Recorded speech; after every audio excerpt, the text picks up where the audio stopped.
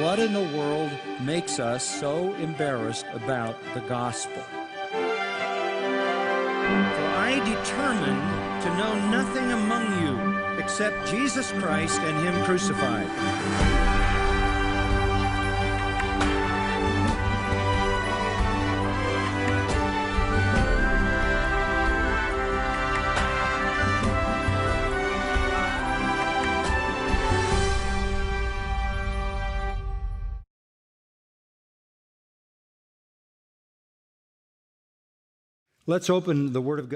Abramos la palabra de Dios una vez más en el 7º capítulo de Mateo y vayamos a las últimas palabras de Jesús en el Gran Sermón del Monte. El Sermón del Monte es un sermón evangelístico que busca destruir la confianza de los judíos en su forma falsa de religión y llevarlos a la verdad en Cristo. Y al final del sermón, nuestro Señor presenta una invitación que realmente comienza en el versículo 13. Y vamos a ver esa sección, pero con un enfoque en particular en los versículos 21 al 23. Así que permítanme leerles este pasaje. No todo el que me dice Señor, Señor entrará en el reino de los cielos, sino el que hace la voluntad de mi Padre que está en los cielos. Muchos me dirán en aquel día, Señor, Señor, ¿no profetizamos en tu nombre? ¿Y en tu nombre echamos fuera demonios? ¿Y en tu nombre hicimos muchos milagros? Y entonces les declararé, nunca os conocí, apartaos de mí, hacedores de maldad. No podría haber una conferencia que hablara del movimiento carismático sin hablar de este pasaje. Realmente es obvio para cualquier lector que las declaraciones de estos creyentes falsos de profetizar, echar fuera demonios y hacer milagros son un paralelo exacto al movimiento carismático. Entonces, aquí tenemos a Jesús dándonos la palabra final como debe ser. Hay un canto espiritual antiguo que dice, todos los que están hablando acerca del cielo no van para allá. Y eso ha sido cierto desde los días mismos del Nuevo Testamento. En Proverbios capítulo 30, versículo 12, leemos que hay un tipo de generación que es limpia en sus propios ojos, pero no ha sido limpiada de su inmundicia. En Romanos 10:2 dice de Israel que tienen celo de Dios, pero no conforme a ciencia. El cristianismo externo, el cristianismo que expresa externamente una lealtad a Cristo, posee millones de personas que se sienten cristianos, que han sido llevados a pensar que son cristianos, que viven con la esperanza de entrar al cielo y escapar del infierno, pero descubrirán al final que estaban mal. Hay millones de personas que dicen creer en Jesús, que usan su nombre, que lo llaman Señor, que dicen creer en Él, que esperan el cielo solo para recibir el infierno. Nuestro Señor vio esto desde el principio de su ministerio. En Juan capítulo 2, versículo 23, cuando estaba en Jerusalén en la Pascua durante la fiesta, muchos creyeron en su nombre, observando sus señales que estaba haciendo, siendo atraídos por los milagros, creyeron en su nombre. Pero Jesús no confiaba en ellos porque Él sabía lo que había en el hombre. Él no necesitaba que alguien le diera testimonio acerca del hombre. Él mismo sabía lo que había en el hombre. Él sabía que era una fe superficial. Era una fe anclada a la experiencia, a los milagros. Era externa. El hecho es claramente presentado aquí por nuestro Señor, que muchos dirán, Señor, Señor, que no entrarán en el reino.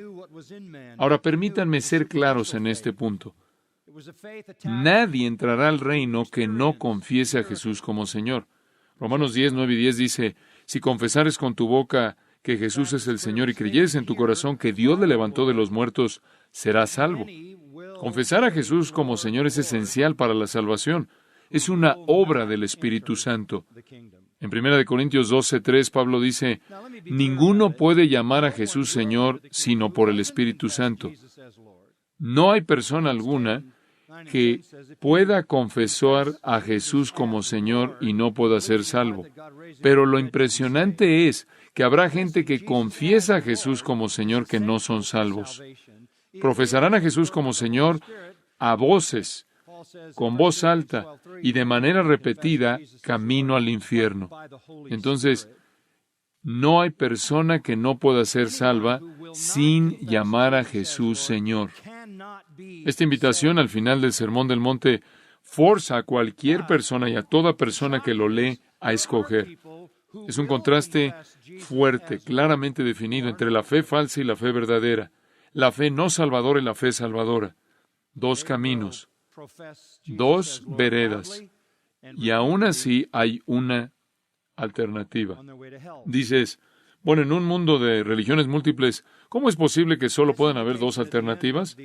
Porque o escoges el camino que lleva al cielo o escoges el camino que no lleva al cielo. Y mientras que puede haber variedades de eso, es lo mismo y termina en el mismo lugar. Realmente solo hay dos religiones en el mundo. Tenemos, por un lado, la religión de mérito humano, y esa es toda la religión en el mundo que ofrece el cielo por buenas obras, moralidad, ceremonias religiosas, rituales.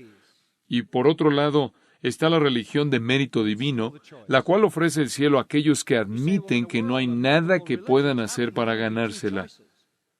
Uno viene a través del camino de las obras y la carne y el mérito y la ceremonia y el ritual y termina en el infierno, sea cual sea su etiqueta. Y el camino verdadero es por la fe y la gracia mediante el Espíritu Santo. El primer camino involucra lo que hacemos y el verdadero camino involucra lo que Dios hizo. Si estás tratando de ganarte tu camino al cielo, estás llegando por la ley. Y de acuerdo con Romanos 3:20, por las obras de la ley ninguno será justificado. No tienes esperanza y estás maldecido. Si buscas el cielo de la manera que Dios lo estableció, vienes por gracia. Y bajo la gracia no hay ley. No hay manera en la que puedas ganarte tu acceso. Tienes esperanza y la maldición ha sido removida.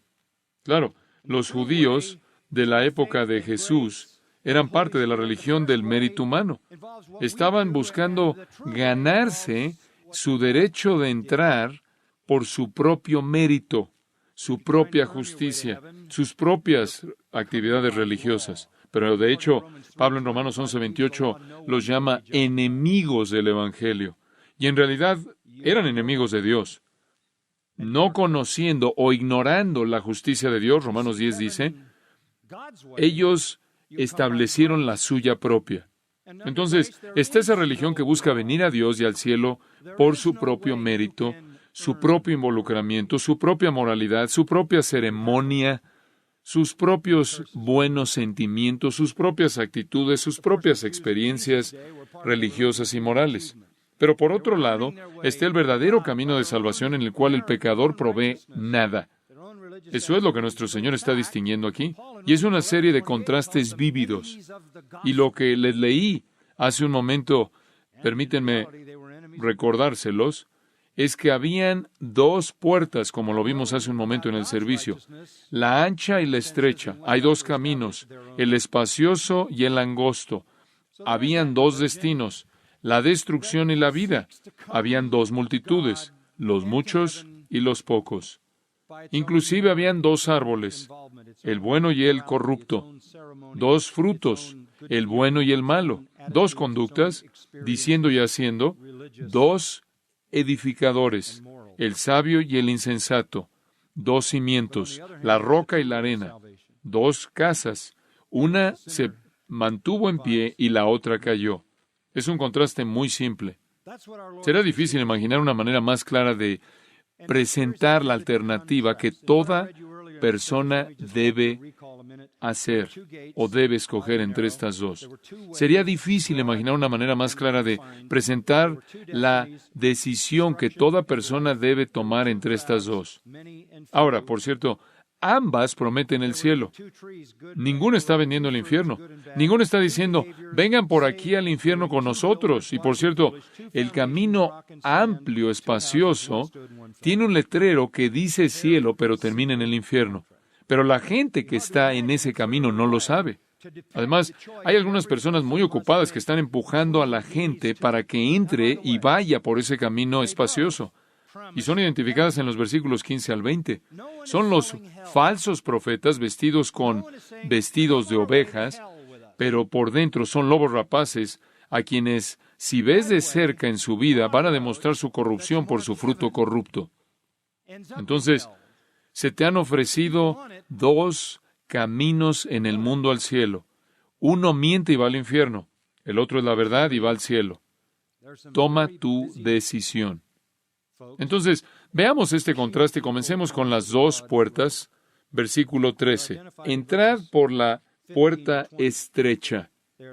Entrad por la puerta estrecha, porque ancha es la puerta y espacioso el camino que lleva a la perdición, y muchos son los que entran por ella. Porque estrecha es la puerta y angosto el camino que lleva a la vida, y pocos son los que la hallan. Ambos caminos son religiosos. No estamos hablando acerca de la religión en contraste al ateísmo, la religión en contraste al agnosticismo, o una religión que cree en Dios en contraste al paganismo, panteísmo, animismo. Simplemente estamos hablando de dos caminos religiosos que prometen que este es el camino en el que Dios quiere que vayas, que termina en el cielo. Ambos caminos prometen el cielo, pero solo uno llega ahí. Ahora tienes un mandato en el versículo 13. Entrad por la puerta estrecha. Ese es un mandato. Ese es un mandamiento. Un llamado a una respuesta inmediata, realmente un llamado sin una alternativa razonable. Y con el llamado entramos a un entendimiento de lo que nuestro Señor está diciendo. Simplemente les voy a dar algunos puntos para poder dividir esta invitación importante. Número 1, debes entrar. Debes entrar. El camino verdadero al cielo está presentado de manera clara. Es el camino estrecho. Es el camino estrecho. Es el camino angosto. Y debes entrar. No es suficiente verlo, no es suficiente admirarlo, no es suficiente estudiarlo, no es suficiente analizarlo, no es suficiente criticarlo, no es suficiente quedar asombrado. Escucha, el infierno está lleno de personas que admiraron a Jesús. El infierno está lleno de personas que inclusive admiraron el Sermón del Monte. El infierno está lleno de personas que pertenecen a iglesias y organizaciones cristianas, pero nunca entraron. Admiraron, vieron, analizaron, pero debes entrar. Debes entrar y debes entrar de manera total. En segundo lugar, debes entrar por esta puerta. Esta puerta, la puerta estrecha. ¿Por qué es una puerta estrecha? Porque solo hay una sola manera de entrar. Es una puerta estrecha porque es a través de Cristo y Cristo únicamente. Jesús dijo, yo soy el camino, la verdad y la vida, nadie viene al Padre sino por mí. Juan 10. Yo soy la puerta, no hay otro camino. No hay salvación en ningún otro más que el Señor Jesús. Tienes que entrar a través de Él creyendo en Él. Cualquier persona que lo rechace está maldecida. Si no amas al Señor Jesucristo, eres anatema, dicen las Escrituras. Es algo extraño que tenemos que enfatizar eso, pero tenemos que hacerlo. Hay gente en la actualidad, entre los evangélicos, que dicen, bueno, realmente los judíos no tienen que venir a través de Cristo, pueden venir sin Cristo. Y hay otros que dicen, los gentiles pueden venir sin Cristo, pueden ser transdispensacionalizados y Dios los va a tratar como si hubieran vivido antes de que Cristo jamás llegara al mundo. Pero la Biblia es muy clara. Debes entrar. Debes entrar por esta puerta, y esta puerta es Cristo y Cristo únicamente. A todos los que le recibieron, Juan 1:12, a ellos les dio potestad, autoridad de volverse hijos de Dios. Aquel que no lo acepta, Juan 3, perece. Entonces debes entrar. Debes entrar por esta puerta. La puerta es Cristo. Debes venir a Cristo, el verdadero Cristo y el verdadero Evangelio. En tercer lugar, debes entrar por esta puerta solo. Es una puerta estrecha. Este no es un evento de grupo. Dejas a la multitud atrás. Esta es una de las cosas más molestas acerca de la histeria masiva que vemos en el movimiento carismático. Es el mismo tipo de histeria masiva que vemos en un concierto de rock, nada más que las palabras son diferentes. Las palabras de Jesús son palabras de Jesús, pero es prácticamente el mismo tipo de histeria emocional, elevada, fuera de control en muchos casos. Cuando vienes por esta puerta es muy estrecha. Piensa en esta puerta como una especie de torniquete que solo pueden entrar uno a la vez. Es exclusivo, es intensamente personal. De hecho, es tan personal que quizás tengas que romper la relación con tu padre y tu madre y tu hermana y tu hermano y todos tus amigos y familia y toda persona que conoces. Este no es un evento de grupo. Este admite una persona a la vez. Y hemos dicho eso por años. El reino de Dios avanza una persona a la vez, un alma a la vez. Y entras solo y pasas todo el tiempo corriendo ahí en medio de la multitud, toda tu vida tratando de pertenecer a un grupo.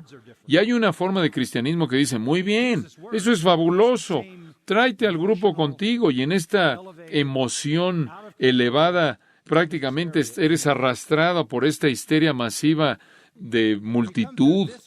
Y no es así.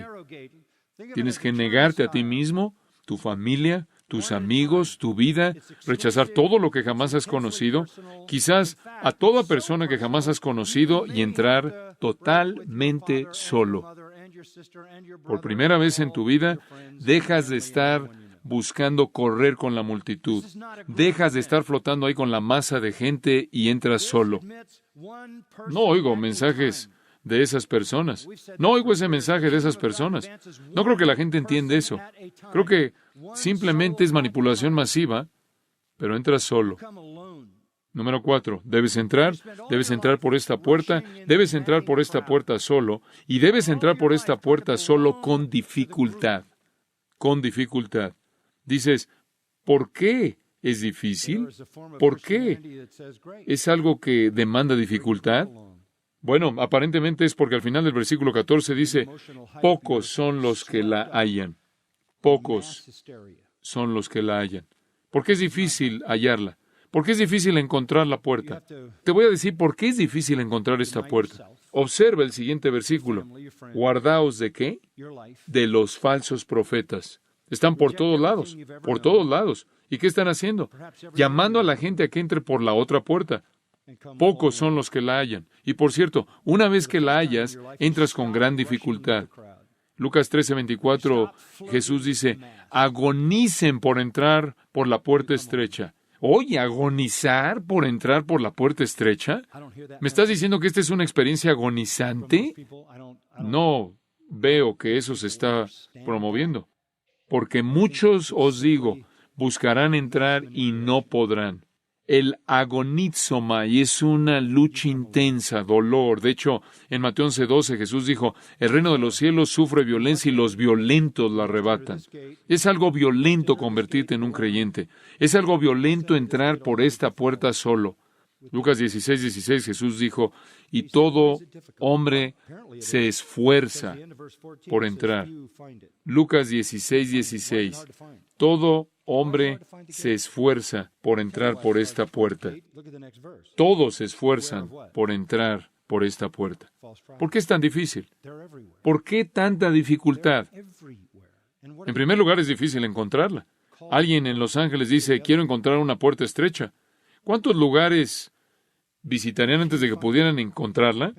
¿Cuántos lugares tendrían que visitar para poder encontrarla?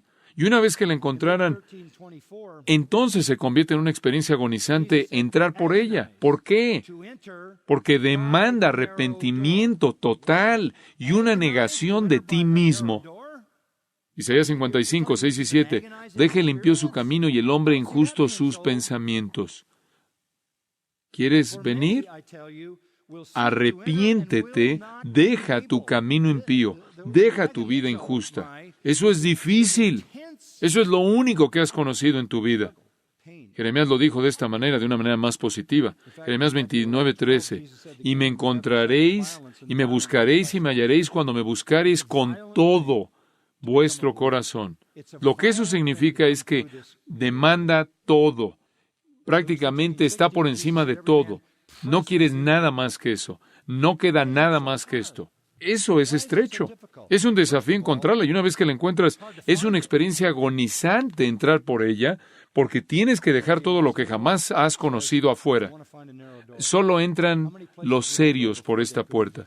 Solo entran los celosos. Solo entran los de todo corazón. Solo entran los que están quebrantados. Esto no es una fiesta. Ves este movimiento carismático y es prácticamente torpeza y prácticamente es algo absurdo y frivolidad e insensatez. Y algunas veces te preguntas si hay mucha diferencia entre comillas, un predicador y un comediante. Esto es lo más serio que un alma jamás hace. Esto es devastador, es absolutamente devastador. ¿Por qué es tan difícil? Porque los pecadores aman su pecado. Pero así es como vienes. Número 5. Debes entrar por esta puerta, esto es Cristo. Debes entrar solo. Este no es un evento de grupo, es algo personal. Debes entrar con dificultad porque significa que te estás arrepintiendo y dejando todo aquello que jamás has amado, y debes entrar desnudo. No puedes entrar por un torniquete con tu equipaje. Es una puerta para aquellos que han dejado todo. Y eso es Lucas 9:23. Si alguno quiere venir en pos de mí, niéguese a sí mismo. ¿Qué tan extrema es esta negación? Juan 12:25. Tienes que aborrecer tu propia vida, odiar tu propia vida, negarte a ti mismo. En las dos pequeñas parábolas de Mateo 13:44 al 46, Jesús dijo que había un hombre que buscó un tesoro y cuando encontró el tesoro en el campo, vendió todo para comprar el tesoro. Había un hombre que encontró una perla de gran precio y vendió todo para comprar la perla. Es simple. Un par de historias simples para decirte que cuando encuentras a Cristo, entregas todo. La idea que se repite en esas dos pequeñas parábolas es que vendió todo, absolutamente todo. Eso es Lucas 9, eso es Mateo 10. Te niegas a ti mismo. ¿Qué quieres decir con desnudo? Que no traes tu justicia personal, que no traes tu sentido de superioridad moral, que no traes tus méritos, no traes tus logros. Realmente vienes con una actitud de bienaventuranza. ¿Qué es eso? Y al principio del sermón el Señor presentó eso, ¿no es cierto? En el capítulo 5, cuando dijo, el que entra al reino es el que es pobre en espíritu. ¿Qué significa eso? Ser pobre en espíritu, en bancarrota personal. Cuando entiendes tu bancarrota moral, espiritual, no estás trayendo nada de tus logros, nada de tus méritos, nada de tu desempeño religioso. Eres despojado y desnudado al punto de no tener nada. Lo vendes todo. Eres como Lucas 18, como ese publicano en el templo que se está golpeando el pecho diciendo, Dios, sé propicio a mi pecador. No ofrece nada. Y junto a él hay un fariseo que está diciendo, te doy gracias, porque no soy como este pobre publicano. Y yo doy diezmos y hago eso y hago aquello. Y Jesús dijo, este fue el hombre, el que se estaba golpeando el pecho, el que había dejado todo, que fue justificado, y no el otro. Ese fue el joven rico en Mateo 19. Jesús quería asegurarse de que él estuviera dispuesto de dejar todo afuera. Y le dijo que vendiera todo lo que tenía y lo diera a los pobres. Y se fue y le dio la espalda a Jesús. Eso era demasiado. Desde el comienzo, Juan el Bautista y Jesús predicaron arrepentimiento. Jesús siempre predicó un reconocimiento de tu propia bancarrota espiritual, de tu vaciedad espiritual. Llamó a una tristeza sobre el pecado, quebrantamiento, a una disposición a dejar el pecado, a una disposición a ser rescatado de su juicio y un entendimiento de que no tienes nada que ofrecer. Entonces, las bienaventuranzas presentan lo mismo. La gente que entra al reino es gente en bancarrota espiritual y lo saben. Por eso lloran por su condición, por eso son mansos y están quebrantados, por eso tienen hambre y sed de una justicia que saben que no tienen. No veo ese tipo de predicación, no veo ese tipo de invitación en el movimiento carismático, sino más bien es, únete a la fiesta, súbete con nosotros, sé sanado, sé rico, recibe profecías, deja que Jesús te hable, sé feliz. Eso está muy lejos de lo que nuestro Señor dice. Debes entrar por esta puerta, debes entrar por esta puerta solo, debes entrar con dificultad, debes entrar desnudo y debes entrar en sumisión al Señor. Hace unos años atrás escribí un libro llamado Esclavo, y eso es realmente lo que te vuelves. Es realmente difícil que alguien acepte ese concepto en un mundo en el que la esclavitud existía, y ese era el mundo del Nuevo Testamento. Ese fue algo difícil de aceptar para la primera iglesia, en un mundo en el que la esclavitud existía y era odiada porque la gente quería ser liberada, decirle a la gente, aquí está el Evangelio, necesitas convertirte en un esclavo. Necesitas hacer un lado a tu familia, olvidarte de tu familia, odiar a tu familia, odiar a tu familia, a tu padre, a tu madre, a tu hermana, a tu hermano. Necesitas odiar tu propia vida, necesitas dejar todas tus posesiones, necesitas abandonar todo y después someterte de manera total al Señor. Negarte a ti mismo, tomar tu cruz. ¿Qué significa tomar tu cruz? ¿Acaso es esa algún tipo de experiencia mística? No, significa estar dispuesto a morir. ¿Es eso importante? ¿Es lo suficientemente importante para ti como para que estés dispuesto a morir por ello? Si alguien te dijera, si vienes a Jesucristo y lo confiesas como Señor, te vamos a ahorcar, ¿vendrías? Eso es lo que Jesús estaba diciendo. ¿Morirías por esto?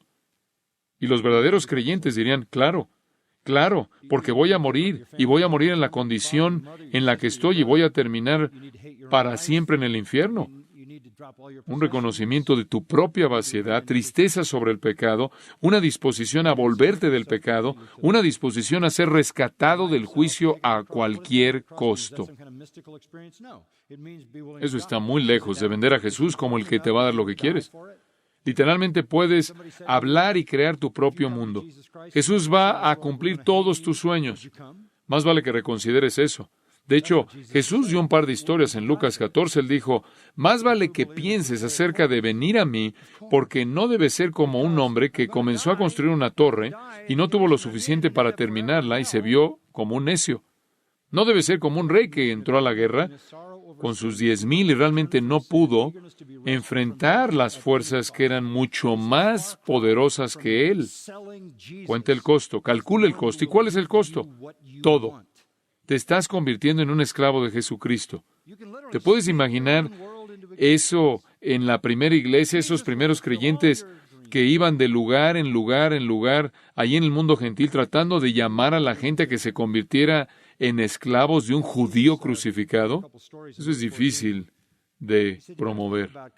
De hecho, era una idea tan difícil de promover, mucho más difícil de lo que sería en nuestro día, porque no tenemos ese tipo de esclavitud. Pero es el mismo mensaje. Estamos llamando a la gente a convertirse en esclavos de Jesucristo, esclavos de por vida. Entras por esa puerta. Tienes que dejar todo afuera. Todas las provisiones espirituales para ti están en la mano del Señor. Y tienes que confiar en Él para eso. Para que Él te provea lo que necesitas, te proteja, cumpla las promesas que Él te ha hecho. Es un acto de fe. Es un acto de fe de tal magnitud que no tiene paralelo humano. Y ningún humano lo podría hacer hasta ese momento. Eso es lo que significa negarte a ti mismo, tomar tu cruz y seguirlo. En contraste a esa primera puerta estrecha, está la puerta ancha. La puerta es ancha. Y es ancha. ¿Qué significa eso? No hay nada que dejar, no hay nada de qué refrenarte. Nada más ven. Puedes venir con el grupo, puedes venir con toda la multitud, que la música te atraiga, que entre también la diversión, que la experiencia te meta. La multitud entera sin dificultad, no hay negación de ti mismo, trae tu orgullo, trae todo tu pecado. No te preocupes por el arrepentimiento. Esta es una multitud inmensamente grande de gente religiosa que viene por el camino espacioso con todo su equipaje, todas sus cosas, todos sus deseos. Yo vengo a Jesús porque Jesús me va a hacer rico. Yo vengo a Jesús porque Jesús me va a aliviar. Yo estoy viniendo a Jesús porque Jesús va a arreglar mi matrimonio. Jesús me va a hacer influyente. Jesús me va a satisfacer. Jesús es el que va a satisfacer los deseos carnales de gente no regenerada. Una gran multitud que viene por esa puerta. Esas son dos puertas. Ahora, dos caminos, muy diferentes, dos caminos. Está el camino espacioso, versículo 13, y el camino, versículo 14, angosto. Y ancho es el camino, espacioso es el camino. Hay suficiente espacio ahí para todo tipo de doctrinas diversas. Puedes creer casi lo que tú quieras. No discutamos por eso, ¿muy bien? Oyes estos carismáticos todo el tiempo que están diciendo una y otra vez, nos acusan de ser divisivos y gente que no es tolerante, que no somos amorosos. Necesitamos deshacernos de toda la doctrina.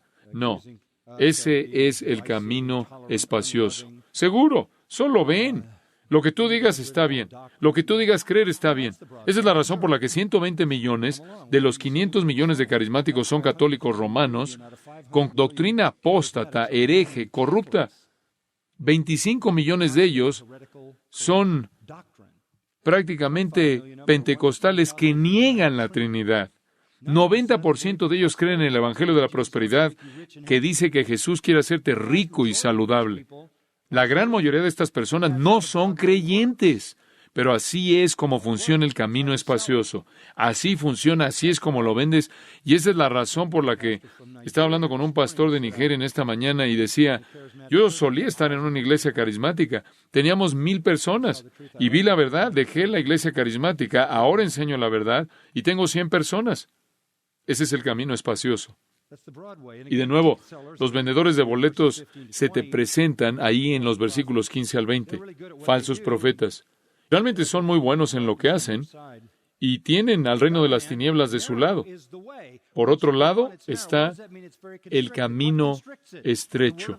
Una vez que entras, es estrecho. ¿Qué significa eso? Es angosto, algo que está muy constreñido. ¿Qué es lo que lo hace ser tan constreñido, tan apretado, tan estrecho? La palabra de Dios, ¿no es cierto?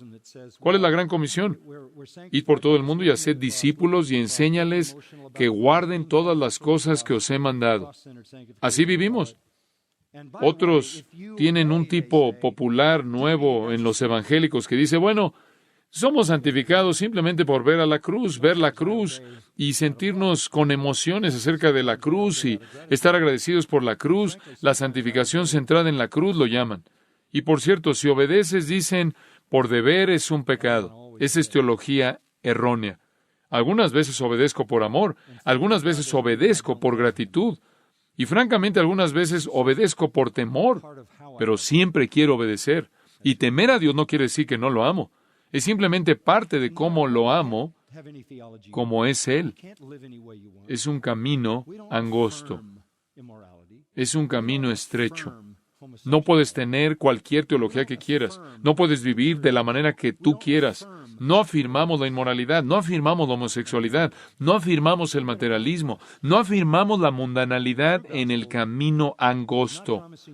Entonces, más vale que calcules el costo.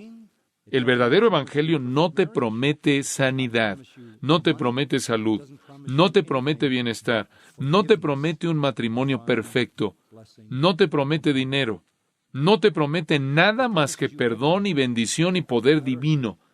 Te promete cosas celestiales, no terrenales. Y hay dos destinos. El camino ancho, versículo 13, lleva a la perdición. Eso es el infierno. La entrada, recuerda, dice cielo. Tiene un letrero que dice cielo. Nada más que no te lleva ahí. Termina en el infierno, en un castigo eterno, en el lloro y crujir de dientes para siempre. El camino estrecho, el camino angosto, versículo 14, lleva a la vida eterna, a la bendición gloriosa del cielo. Después llegamos, en cuarto lugar, a dos multitudes. En el camino ancho hay muchos, versículo 13 termina, hay muchos. En el camino angosto hay pocos. Oigo esto. Hemos estado escuchando este tipo de discusión mucho en estos últimos meses. ¿Cómo puedes decir que no es la obra de Dios cuando tantos están involucrados en esto? ¿En serio? Yo normalmente me inclino a pensar que si realmente fuera una obra de Dios, habrían muy pocos involucrados en eso. No quiero limitar a Dios, pero estas son las palabras de Jesús. Van a haber muchos en ese camino espacioso que no quiere hacer distinciones doctrinales, que quiere ofrecer a la gente lo que su carne, sin ayuda alguna, no redimida, ya quiere. Pero el otro es el camino estrecho, angosto, y pocos son los que encuentran eso. Y ustedes saben, en Lucas 13, creo que es el versículo 23, sus discípulos estaban tratando de entender lo que estaba pasando. El Mesías había venido, tenían expectativas grandes, y el Mesías había estado haciendo milagros y enseñando, y habían llegado a amarlo y a creer en él, pero nadie más parecía estárseles uniendo. Y entonces, en Lucas 13, 23, le dicen a él, ¿son pocos los que se salvan? Y allí es cuando Jesús en esencia les dijo, mucha gente está esforzándose por entrar, pero no pueden porque no quieren dejar las cosas que más quieren. En una parábola en Mateo 22, Jesús dijo, muchos son llamados, pero pocos escogidos.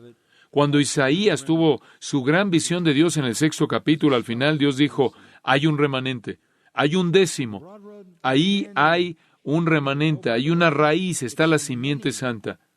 En el camino ancho, muchos. Y, por cierto, son los muchos que se aparecen en el versículo 22. Son los muchos en el camino espacioso al final del versículo 13. Y después están los muchos en el versículo 22 que dicen, Señor, Señor, somos nosotros. Y aquí tienes dos conductas. Tienes los que dicen y los que hacen.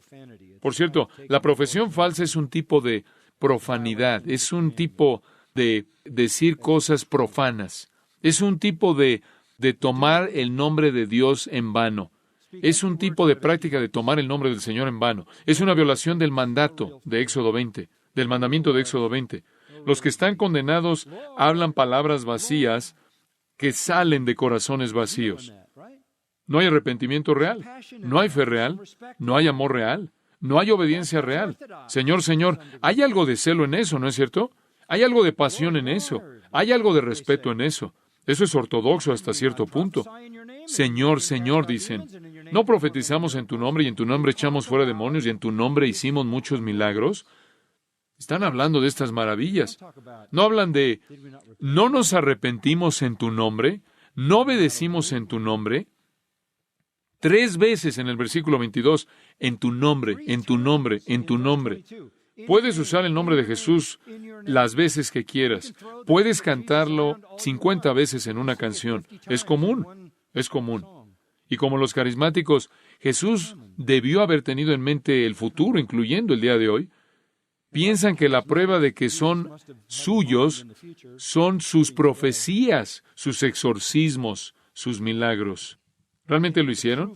¿Realmente los hicieron? Claro que no. ¿Tienes que debatir eso? El Señor dice, ni siquiera los conozco. Él no capacita personas que ni siquiera están en su reino para hacer milagros, para echar fuera a Satanás o para revelar su verdad a través de la profecía. Estas son declaraciones falsas. Estas son farsas. Se oyen como los carismáticos modernos. Profetizamos, echamos fuera demonios, hacemos milagros, pero no tienen relación con Dios en absoluto. Su destino eterno, piensan que en esencia es afirmado por estas señales fraudulentas. El infierno va a estar lleno de gente, tristemente, que está involucrada en estas prácticas de profetizar y hacer exorcismos de demonios y hacer milagros. Dicen ser adoradores. Señor, Señor, y después lo vuelven a decir, Señor, Señor. Una vez en el versículo 21, una vez en el versículo 22, ellos cantan la música, sienten la energía, están en medio de la experiencia, pero cuando se aparezcan, cuando estén ahí en ese día, versículo 22 dice, cuando estén en ese día, el día final del juicio, entonces les declararé, nunca os conocí. No es que los conocí una vez y se me fueron. No es que los conocí una vez y se apartaron. Nunca los conocí. Apartaos de mí al infierno, ustedes, hacedores de maldad. Todo tiene que ver con la práctica. No tiene que ver con este tipo de experiencias que pueden ser falsamente inducidas. Literalmente en el griego él dice, nunca, jamás los he conocido. Nunca. La realidad de la condición espiritual de una persona se manifiesta en la conducta de uno con relación a la ley de Dios. La profesión falsa no tiene valor, es un tipo de tomar el nombre del Señor en vano, de profanar su nombre, es tomar su nombre en vano. G. Campbell Morgan, el comentarista inglés de hace muchos años atrás, dijo, la blasfemia del santuario es más terrible que la blasfemia del basurero. Un beso de Judas dice, Señor, Señor, y desobedece. El meollo del asunto es este. No los conozco en absoluto. Es algo triste pensar en eso, y creo que eso será oído por la mayoría de la gente que está atrapada en este movimiento. Jeff O'Hare escribió hace unos años atrás, y cito, ¿por qué me llamas Señor, Señor, y no haces las cosas que digo? Me llamas el camino y no caminas por mí. Me llamas la vida y no me vives. Me llamas el amo y no me obedeces.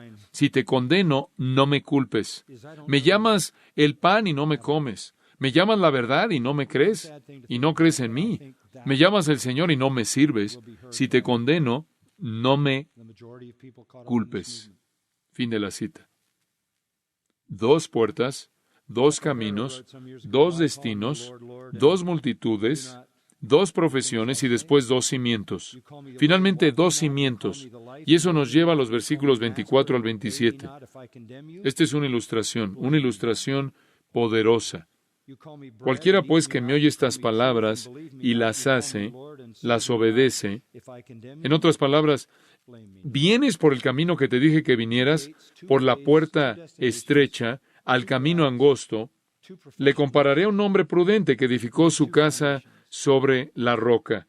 Descendió lluvia y vinieron ríos y soplaron vientos y golpearon contra aquella casa y no cayó, porque estaba fundada sobre la roca. Pero cualquiera que me oye estas palabras y no las hace, le compararé a un hombre insensato que edificó su casa sobre la arena. Y descendió lluvia, y vinieron ríos, y soplaron vientos, y dieron con ímpetu contra aquella casa, y cayó, y fue grande su ruina. Esto está hablando del juicio final, y es el juicio final de ambos.